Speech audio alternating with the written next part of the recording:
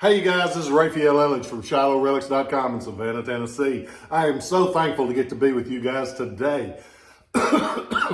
One thing that I have really enjoyed about these videos that we've been doing for over a couple of years now, and I'm so thankful to get to do them, but they give me a chance to tell you why I like certain things and what I thought was neat about them when I bought them. Because most everything in the office is something that I actually bought with my own money because I liked it. And sometimes there can be a piece that looks plain and simple, but is not. It is actually very cool, very just different.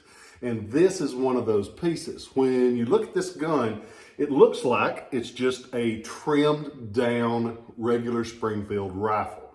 But there's a lot more going on here than just that. When you think of the Richmond Armory, you think of, to me, I always think of the full-length Confederate-made copies of the standard 58 caliber Springfield rifle. They did a lot of them. It was the largest producer of long guns in the Confederacy. They made thousands of them. But they also did a lot of other things that you don't hear as much about. There is a great book, The Richmond Armory, and it goes into a lot of the detail on the other things that they did. They reworked guns. They would actually get guns picked up off the battlefield. They'd bring them in. They'd rework them, reissue them, because they had to make the most out of everything that they had, because the Confederacy just couldn't say, well, that one's broke, let's throw it away and start over. Nope. They did everything from patching, putting back in the field, taking the parts, putting on other guns.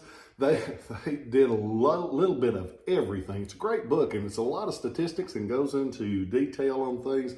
But one of the things that they did, they actually manufactured a smaller, shorter gun referred to as a Richmond carbine. And this kind of carbine isn't a breech loader like a Sharps. It's actually basically a shortened down musket. They have a 25-inch 58 caliber rifle barrel, and they're referred to as a Richmond carbine. There's a few things that you can look for on these. You got to be careful because there are a lot of fakes out there.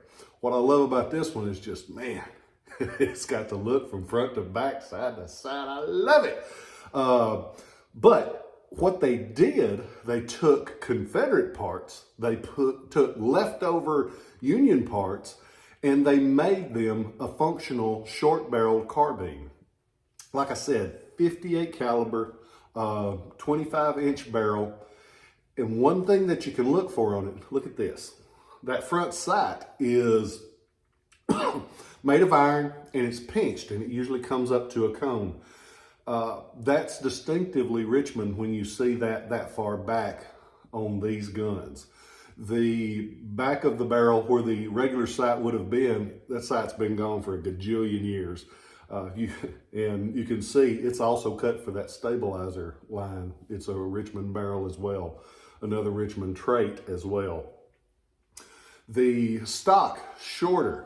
It has 2 barrel bands instead of the standard 3 for a long rifle. The barrel bands have retainer springs. These guns used a brass nose cap. It's a Confederate nose cap. Had the standard 2 sling swivels on the trigger guard, and one would have been on the front barrel bands. Been gone for a gajillion years as well. But the one thing that they did on these, they screwed a third sling swivel into the what they call the belly of the stock behind the trigger guard. And it's just screwed in there. A lot of times it's gone because those threads, it just comes out and is gone. The butt plate on this one, check this out. No US on it, never had one, because it's one of 2 things. Most Confederate Richmond rifles are brass butt plates. This one's an unmarked iron. No way to know if it's a leftover part from some other place, like they got when they picked up some of the parts at Harper's Ferry. That's the word I was looking for. There it was. Got it back in here. So you don't know about that. I saw one identical to this at the Mansfield, Ohio show last week, which is what triggered me to want to do this one. It was same gun, same marking, same everything, had a brass butt plate, iron nose cap. So they were using just whatever the hell they get their hands on, because that's what the Confederacy had to do. As for the lock plate, check this out. 1861 Springfield.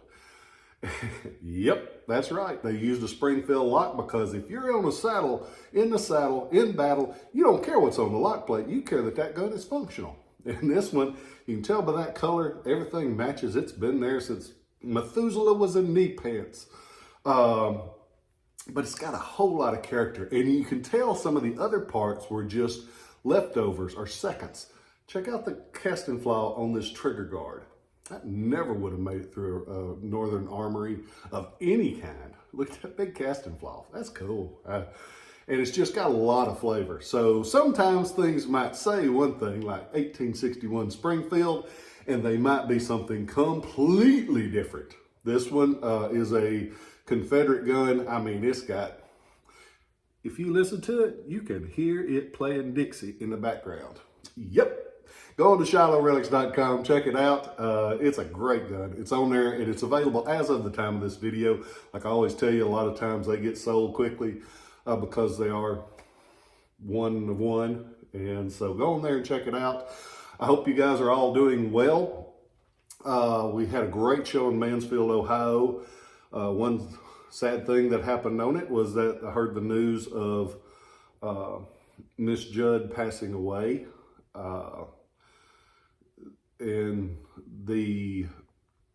I was one of the people that bought the ticket and went to the final show that they did in, I think it was 91, 92 at my school, Middle Tennessee State University.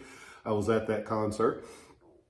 And years later, I got an invitation to go to the opening of the George Jones Museum in Nashville. It was a great museum. I don't think it's there anymore. But I met her and got a chance to spend a little bit of time with her. She was soft-spoken, very kind, was very nice, very pleasant.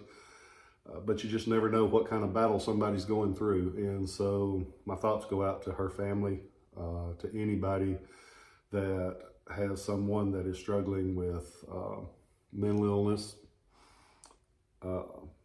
addiction, or suffering from leftover trauma from a suicide, because that is something that is very, very hard to get over, and I wish them only the best. She seemed like a kind soul. She was very nice to me. She was very kind. So I hope that you rest well, Miss Judd. Thank you for, I wasn't a great big fan of their music, but there was one, Grandpa tell me about the good old days, and it just reminded me of my granddad and the stories that he would tell. And so I always held a special place in my heart for them. I hope that the family's doing well. Hope that you guys are well. And if you are suffering from addiction or mental illness or anything else, don't be afraid to ask for help. There is no shame in asking for help. The shame is in not asking for help, because everybody needs a little help sometimes. I hope you guys are well. Remember, a lot of good people out there, and if you're struggling, it's all right. Most of us are struggling too. Love you guys, and I'll catch you next time.